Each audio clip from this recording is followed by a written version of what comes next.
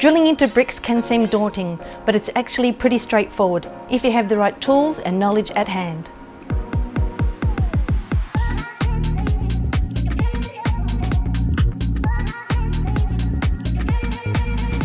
Hi, I'm Bridget, and this is how to drill into bricks. Let's get into it.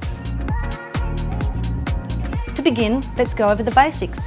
First, choosing the right type of drill.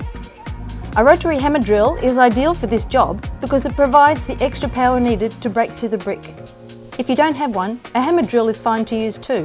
It just may take a little longer. Next, you'll need to choose the right screw, wall plug and drill bit size. If you're using an 8 to 10 gauge screw, a 6mm plug is the right fit. Your masonry drill bit should match the diameter of the wall plug.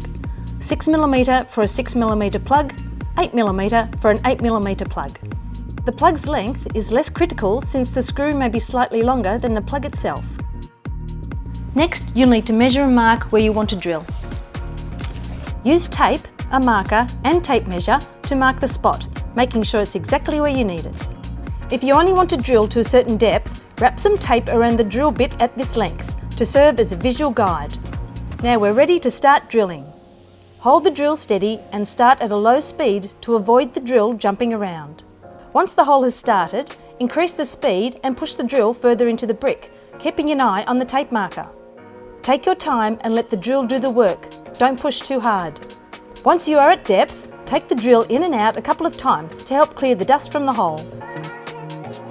Once the hole is drilled, it's time to insert the wall plug. Cut back with a utility knife or pliers if required.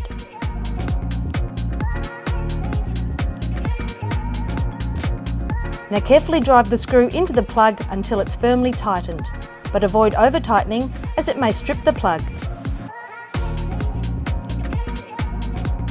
And there you have it, you've drilled a hole into bricks, just like that.